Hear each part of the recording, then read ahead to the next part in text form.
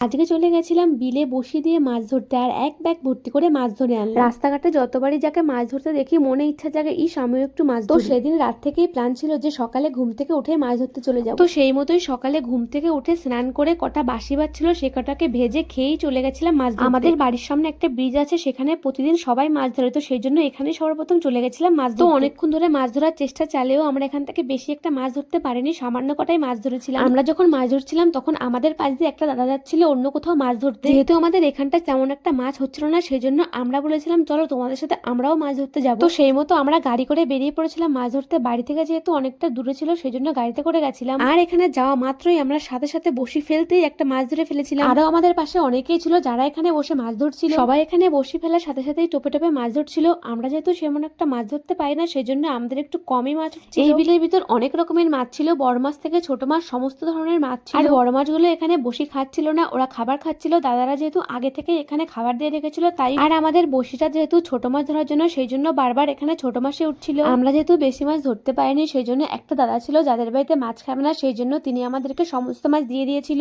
আমরা এখানে মাছগুলো আমাদের প্যাকেটের মধ্যে ভরে নিয়ে বাড়ি চলে আসলাম, আর মনে মনে অনেক খুশি হচ্ছিল। আর ভাবছিলাম বাড়িতে মা দেখে তো অনেক খুশি হবে কতগুলো মাছ পেয়ে গেছে। যেহেতু অনেকটা বেলা হয়ে গেছিল সেই জন্য আমরা বাড়িতে চলে আসছিলাম। বাড়িতে এসে আমরা রাইস আর মাংস দিয়ে সবাই মিলে একসাথে খেতে বসেছিলাম। তারপরে দেখতে দেখতে সন্ধ্যা হয়ে গেল, আর বাড়িতে আগে থেকেই পিৎজা আনা ছিল, সেই জন্য পিৎজাটাকে গরম করে সন্ধ্যাবেলা খেতে শুরু করে দিয়েছিলাম। পিৎজাগুলো যেহেতু পরে আবার গরম করা হয়েছে সেই জন্য পিছনটা একদম কুড়মুড়ে মুঠমুড়ে ছিল। বাড়িতে পিৎজা নিয়ে এসে পরে গরম করে খেতে যে কি মজা লাগে, আমার অন্তত পক্ষে খুবই মজা লাগে। পিছনটা খুবই কুড়কুড়ে হয়। গরম গরম পিৎজা আমার যত না টেস্টি লাগে, বাড়িতে এনে পরে গরম করে রাখা পিৎজা আর বেশি টেস্টি লাগে।